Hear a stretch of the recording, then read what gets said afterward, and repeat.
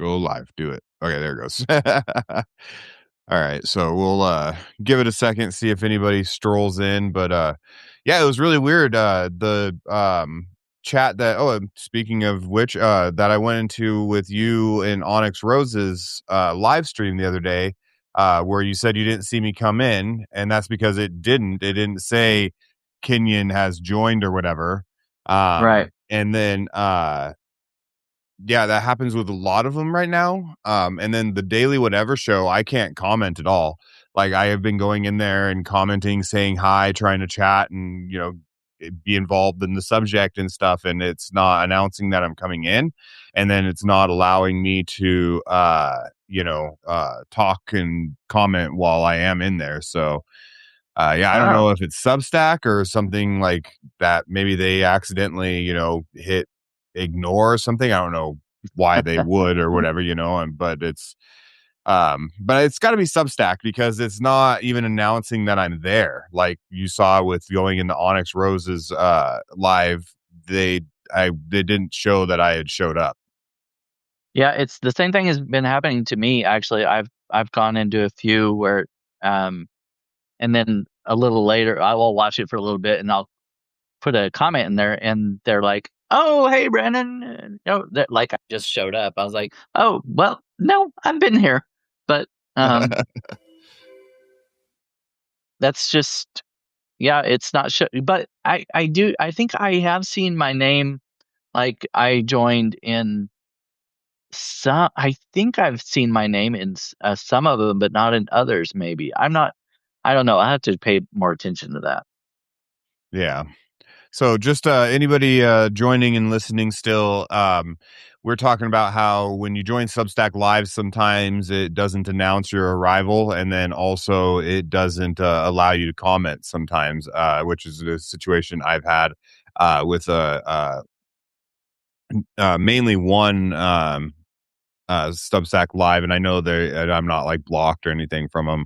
I've even talked to them about it, and so I'm sure I'm not. But anyway, so today this is a little bit different time than people maybe are used to me coming on, and we'll get through this quick. So that I can get to cooking dinner and everybody can go about their business and day and stuff. So I'm going to be trying a few different time slots. I'm going to try next week. I'm going to try to go live at 7 p.m. on Tuesday. I don't know how that's going to work. I don't know what you might have me showing up in my pajamas. I don't, not that no, not that it's late. Not that 7 p.m. is late on a Tuesday or whatever. But I do tend to get undressed and comfortable. Around 6 p.m. or so usually. So we'll see how it goes. But just been doing research on internet traffic, and things like that. And 7 p.m. looks like it might be a time to just try, see how it goes. Well, And then go ahead. I was I was just gonna say, depending on what you wear to bed, that might do really well. I just wear shirts and shorts. I'm not Oh, fancy. okay. I was I'm not. hoping you'd say you'd sleep in your underwear or maybe in the nude or something like that. Then you might get more viewership if you do that. Yeah, I'm not.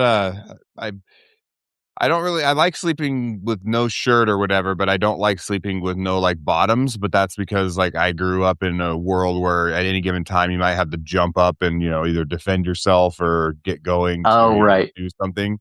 So Yeah. it makes me feel like I'm ill prepared to sleep nude. So yeah. Yeah. So I can see no that. showing up on camera nude. Unlike somebody who I will not name who cooks in a nude.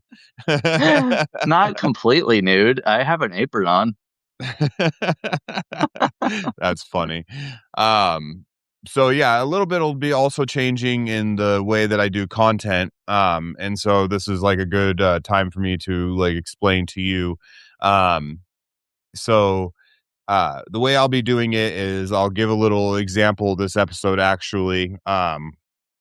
So I'll be going over a topic that I've researched that's interested me, but it'll be brief. I'm thinking of calling the show Light Swim, a light swim with KR Byers. Just kind of briefly swimming through the topic, getting a little feel for it. Nothing too serious. And then, so that'll be like if I go like an hour, then that'll be like the first half an hour or so will just be me talking about the topic and stuff. And then the second half will be discussing it with my guest or and or the comments, depending on if I have a guest every time or how that goes or whatever. I would prefer to try to on some topics, not all topics, like um on true crime. Obviously it would be cool to eventually have like some sort of retired detective or Oh somebody yeah. that has worked on crime scenes and can give a little bit of input, some profession like that, just to be able to chat with, get a feel for how like they would view something that happened like that, how they would go about their business. And that's going to be my goal in that regard. It's going to be tough to find those types of people, but when I have other individuals, we'll just discuss the topic in general, and then they can ask questions, and I'll try the best of my ability to answer the questions without having to look it up and sit there Yeah. Googling all the information. So, for instance, something, and I was listening to a show myself, and this came up, this was the show or whatever, and I found it incredibly funny, and also not funny in a dark way, but also still kind of just funny, comical to imagine having happened. So have you ever heard of the Great Molasses Flood? The Great Molasses Flood. Yeah. Okay. No, I have not. I can imagine it would be very slow though. It wasn't. So and it was in January 15th of 1919, and about a tank that was built very poorly held about 2 million gallons of molasses, and due to the poor construction of the tank and also the hot molasses mixing with the cold molasses, it created an explosion. And as it exploded in North Boston, um, it actually ended up killing like 21 people and injuring a bunch more. It derailed like trains and, destroyed cars. And yeah, so it was like a tidal wave of molasses swept through this area of town and just absolutely wreaked havoc because of a Ah, company's shoddy construction. wow. No, well, I definitely have never heard of that. When did you say it was 1919 or something like that? Yeah, 1919. Huh. It was built in it happened specifically January 15th, 1919. It was built in 1915, I believe. And the individual who did that, his name was Arthur Gell, and he had no experience building shit, had no right even overseeing a project like that. But he was Mm. told by the leaders in the company that there would be a fat promotion for him if he could complete the tank by the deadline, and he did. To his credit, he completed it 3 days early, wouldn't you know? And so yeah, molasses, man, can you imagine?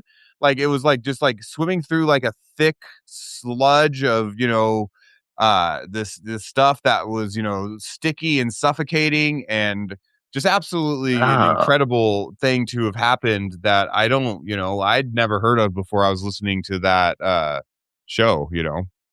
no, I definitely have never heard of anything like that. I thought maybe you were gonna say it. Maybe the phrase "slow as molasses" came from this or something like that. I mean, slow as molasses in January. It happened in January too. You said Yeah. right? It's Yeah. kind of odd. Yeah, it is. It is kinda odd. It is, it's incredible, like, I al it had to have been the mixture of the like combustive properties from the cold and hot molasses mixing that primarily contributed to it becoming like a wave. But I mean, 2 million gallons is a lot of any fluid.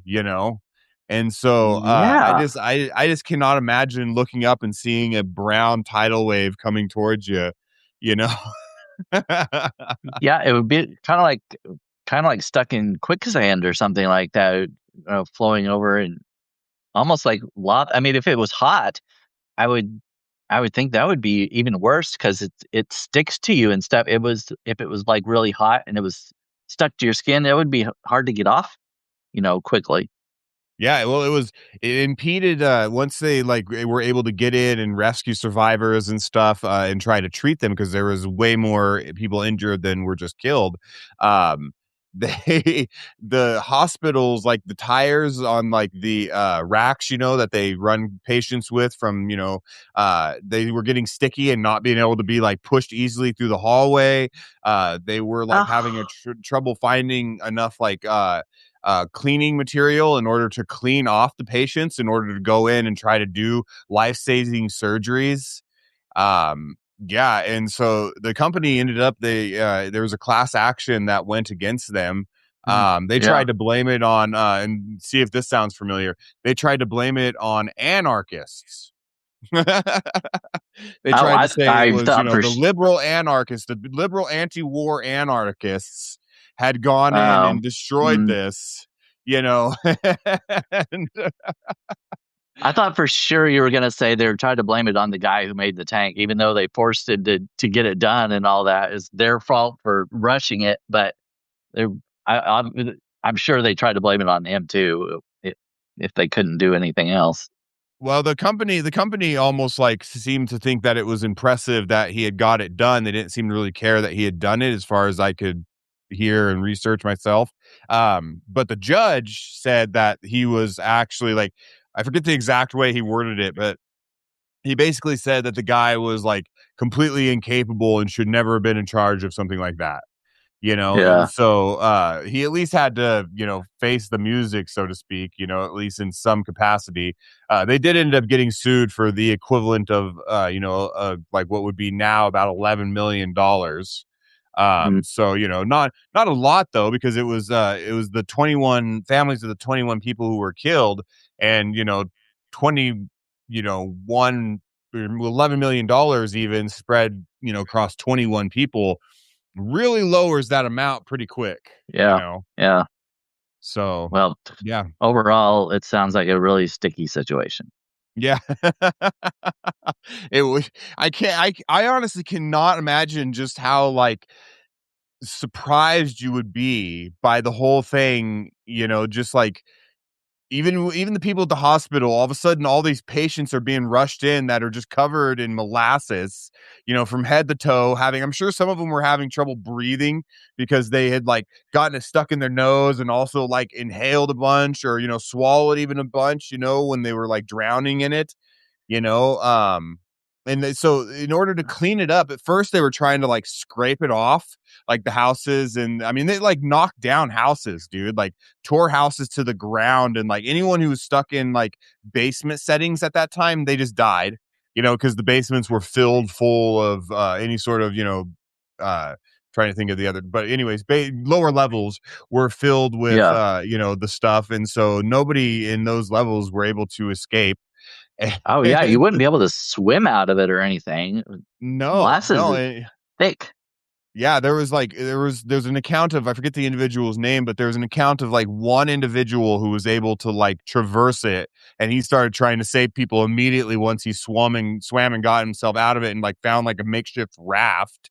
Um, but yeah, just Oh, annihilated vehicles, houses, trains, um, everybody that was within like a certain distance from it. I mean, they died pretty much like on impact. Um, and yeah, so I can yeah, imagine. just absolutely insane. I can't imagine being like a hospital worker or something and just all of a sudden like I can't. Yeah. Kind of, kind of sounds like something like Candyland, like traveling down a molasses river and you get stuck and you have to go back 10 spaces or something like that.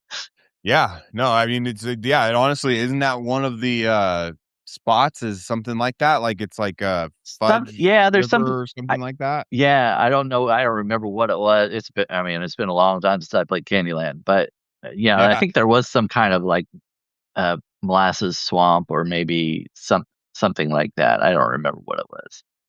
Well, maybe they got the idea for that particular token from the actual molasses flood.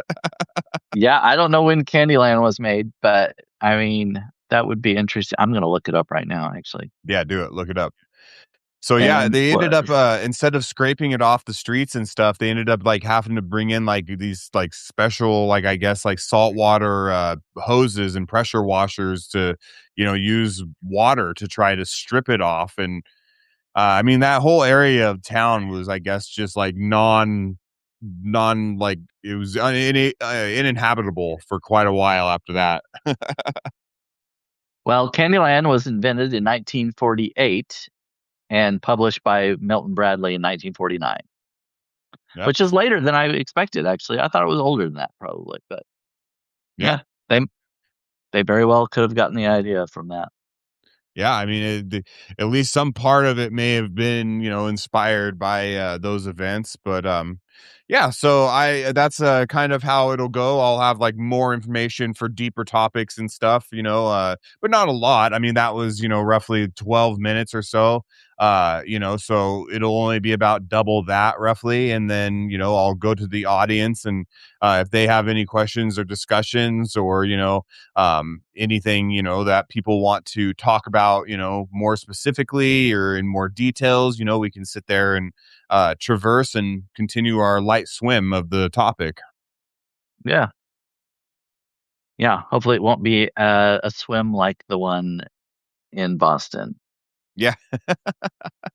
Yeah, I didn't intend that, no pun was intended by the light swim, but I mean that works. My first episode would be, my first little brief introduction to the episodes would be about, trying to swim out of molasses. Yeah, yeah, yeah. You should find something about swimming, maybe, or something. I don't know. Yeah. Yeah, I could find some other man, I'm sure there's a lot of interesting things that have to do with water or swimming or whatever, what have you. Just diving into, the no pun intended again, Diving in, yeah. the little personal sub that imploded last year. That's a whole Uh, interesting story. yeah, God damn, what an idiot. That's all I'm going to say about that for right now. But yeah. That was crazy. Mhm. I felt bad too. I mean, felt bad especially for the kid. It's like you trust your dad to make the right decision and whatnot. And he's bringing him on this thing. I don't know. Anyway, yeah, I'm sure you'll talk a lot about it later. Yeah, I agree. I don't blame obviously it's not the kid's fault about that. It's the dad's fault like for trusting this individual. I mean, yeah, I will discuss it later cuz that one is an interesting topic to go over, and so yeah, Yeah. that's basically it. So that'll be the rough, how it'll go.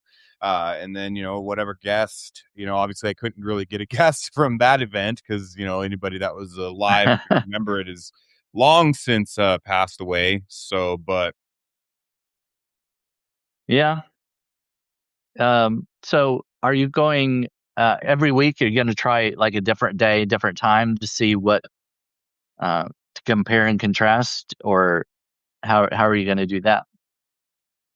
so next week I'm going to try Tuesday at 7 p.m. And I'm just going to see like what kind of numbers I pull, how many people I do have show up, what kind of interest it is. I might do that for a few weeks.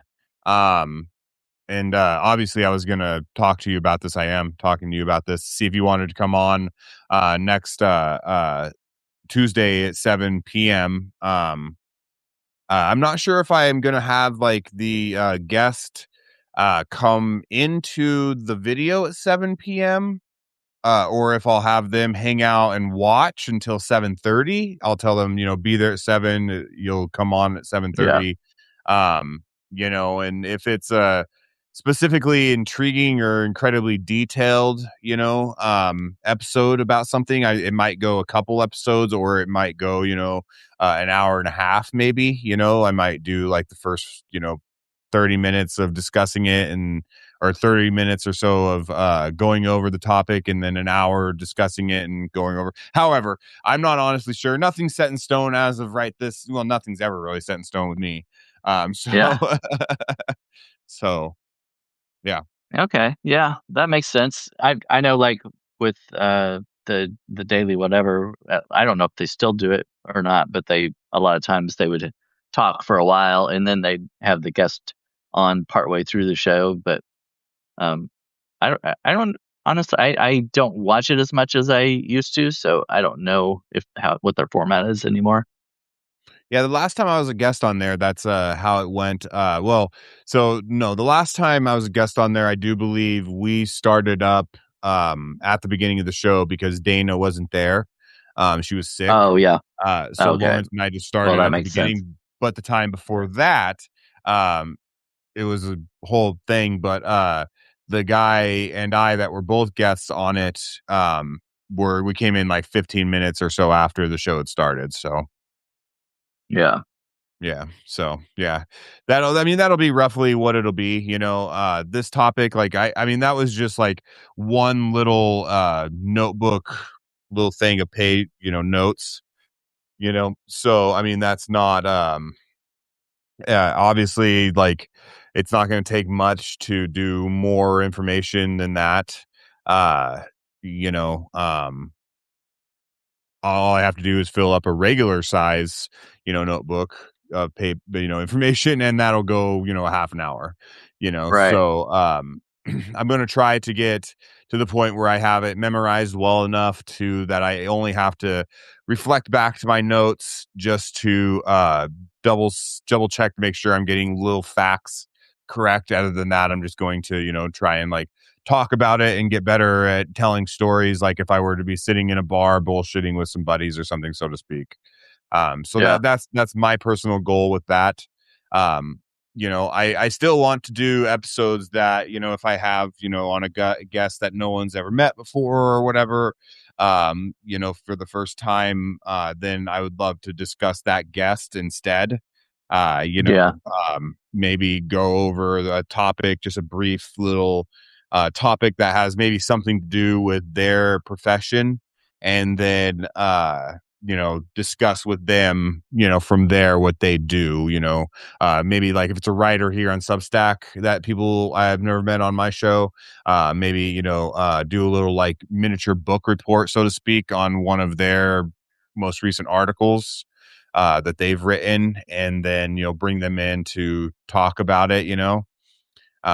So Yeah. just stuff like that, just to make it more informative, a little educational and entertaining. I tend Yeah. to get carried away and cuss up a storm when I'm describing this shit. So it's not like it's going to be, like sitting in a classroom learning it from a teacher. I can offer, the KR Byers official degree. I mean, it's not worth anything, but a certificate at least. Well, as So long as you got it rolled up and with a little ribbon around it that you can present them, I'd have to have that. fair, fair. Well, you were That's talking about true crime, and Karen Marie Shelton she and Ed Anderson used to do a weekly podcast about true crime, and she's really into true crime stuff. She studies up a lot on a lot of them, but I don't know. You might, if you can't find any, experts in that field or whatever, you might want yeah. to, I don't know, check her out. Yeah, absolutely. I would love to. I love having different people on to talk with people and get different inputs on everything. It doesn't to me for me as a person, it doesn't really matter the topic of conversation, as long as that person has their unique input, which everybody does. So Yeah, yeah, so yeah, that'll be the gist. Um, does anybody in the comment section have any questions? I doubt it. I really feel like it was probably pretty clear on what I was doing. I I if you have questions, please come let me know, but I won't be surprised if you don't. yeah. A lot of times it is hard. I see that with pretty much every podcast or every video. say, "Do you have any questions?" And a lot of times it's just crickets. Yeah. And every once in a while, though, somebody will ask something, and you'll have a lively chat, and then sometimes your chat is like silent. So it's really hard to predict. Yeah.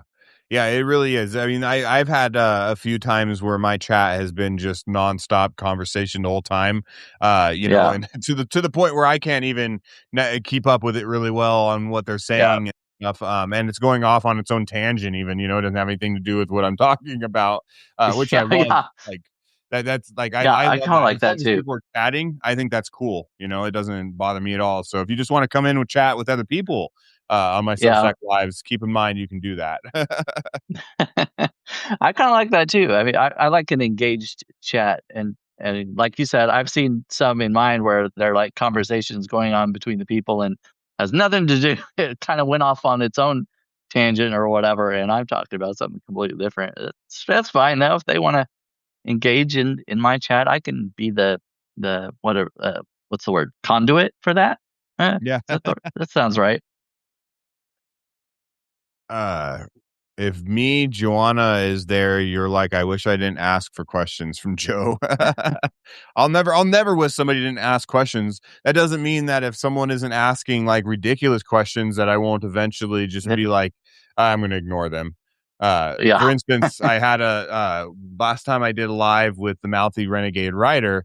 There was an individual who the second the live started and they came in, they started like just ranting and raving about Trump and like one of the Oh, most, I don't even remember what it was at the time. So much shit happens with that guy, but they're just going off immediately about that. And I'm like, dude, nobody's even talking about that. What are you doing? Like, nobody's yeah. replying to you. What are you even saying right now, man? Like, and then he like got all pissed off and left. So, but that type of stuff, like it's like I don't know, maybe you're Yeah. just having a manic day or something, and you need to get it off your chest. But that's not the kind of stuff I'm going to engage with for very long.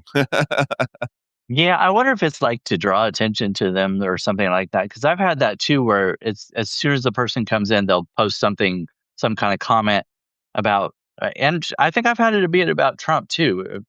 Not too long ago, there was one that just came in and just a random comment about something political or in Trump or whatever. I'm looking at, I'm like, uh, we're not that that has nothing to do with what we're talking about. So I just ignored it because I was like, okay, whatever you want to do. But Yeah. I mean, as long as it's not mean or degrading to the people in the chat or whatever, I'm like, okay, I'll just let him spout off for a minute. But if it's just like keeps going and going, I'm like, all right, you're gone. Yeah. Like, bye bye, see you later. Yeah, Yeah, I don't think I've ever kicked anybody out of chat before. I don't even know how. Banned from commenting. Yeah, I guess you yeah, can there, do yeah, that. yeah. I think Yeah. it's not too long ago they changed the format and stuff. Well, especially if you're on your, I don't know if it's on your phone or not, but on the computer, especially, there's those three dots to the side, and you can Yeah. choose what to do with them or whatever. Now, I haven't had to kick anybody out of mine either or block anybody, but um, I can't say it won't happen sometime in the future. I wonder how you unban people, though. I wonder there must be a section maybe you can go to in the I think settings. in your, yeah, I've seen it. I think it was in the settings or something. You can go and there's a blocked list or something like that, and you can, if you decide you forgive them or whatever, you can unblock them, I guess. But Yeah. Yeah, I don't think I've ever blocked anybody, so but I'll have to tell Lawrence to go check to make sure I'm not blocked from the daily whatever because it's so weird and my comments aren't even coming up because they come up on other shows, but then like I don't know if it's just mainly because it's not even showing that I came into that room. And I know it's not because Karen sits there and says hi to everybody as they come in. yeah, And yeah, so if she's not saying hi to me, then it's not showing that I'm there. right. Yeah, yeah, So, that's it. That that is a good test. If she doesn't say something to you, she doesn't yeah. greet you, then you're you're probably invisible. Yeah. But I Yeah, don't that's think it was something blocked though, because I don't think you would be able to be even enter their video. I think if you're blocked, I'm not sure about that, but it's just for me, it I just says don't know. block from commenting. Banned from commenting is what it says. So Oh, I so you guess might be able to yeah, still go in and right. watch and respond with some hearts and stuff, but yeah, I don't think that you can comment after that. But Joe, they are Dixon's. Oh, it's backwards, but yeah, they are it's Dixon brand. And oh man, there's I don't even have like any of the newer cool ones right now, man. There's some really awesome ones out there. They're my hat and my shirts are like $50 a pop. And so I'm not buying a lot of them all the time right now, you know. So is that something you get online? Yeah. Yeah, Dixon is it's a online retailer. You just go, I think it's even dixon.com. Hmm. Uh let's see here. Dixon I'm not flannel. Yep, familiar with that one. dixon.com. So yeah, if you wanted to go check them out, there's some really cool ones. It's a cool little, I think they're based in like Texas or something. I'm not entirely sure on that. I believe so though. I believe I've seen things where it says they're based in Texas. They're the type of site that gets enough traffic that like it sometimes like shuts down. You can't even get to the site to order Oh, when certain ones come out. They do core coordinated shirts with like I have one a Friday the 13th one, for instance. So it's like Friday the 13th themed, and it's got like Jason's mask on the tag on the inside, um oh, okay. and it's like colored like, you know, you kind of would expect, like they took colors from the movie and applied them to the, you Oh, know, shirt. It's kind of oh, that's cool. kind of cool.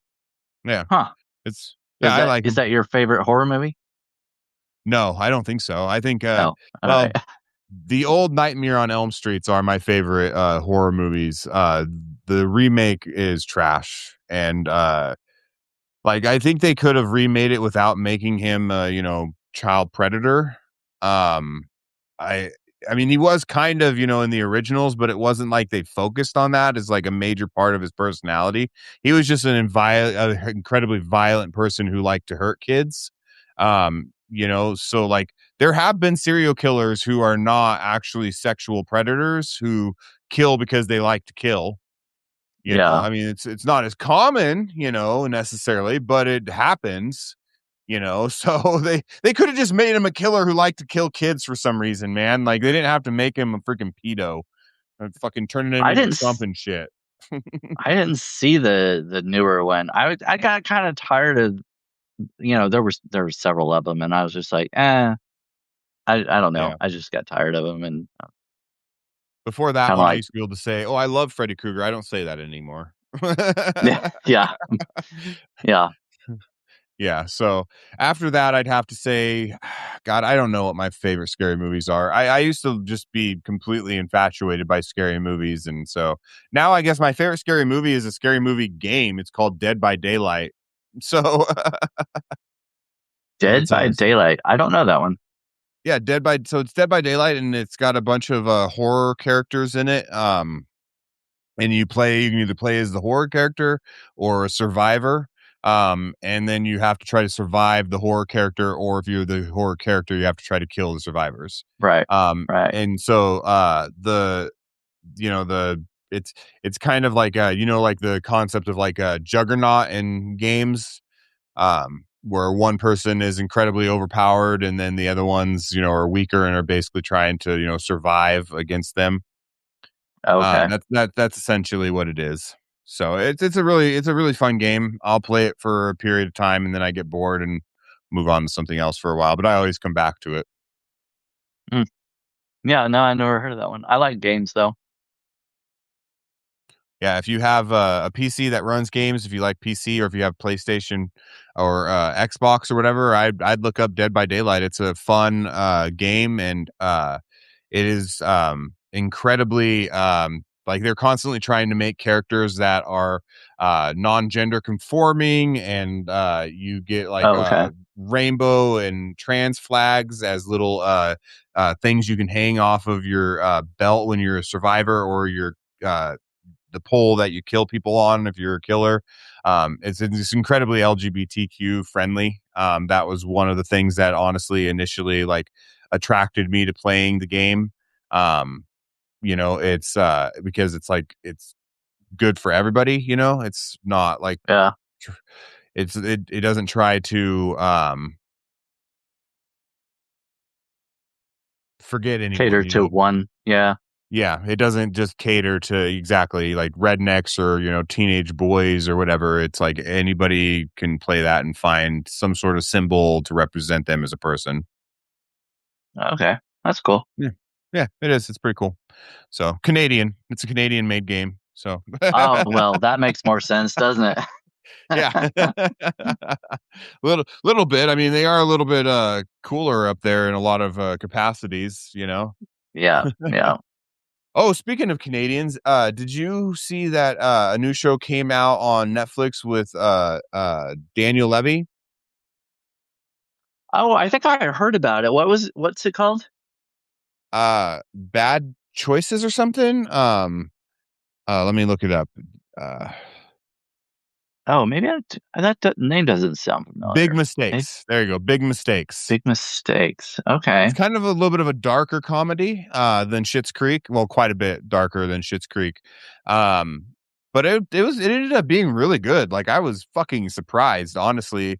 I was just excited to see his face show up. I've been watching Yeah. his IMDb to see if he's working on anything for a while, and so I saw his face pop up, and I was like, I'm gonna go check it out, and it ended up being good.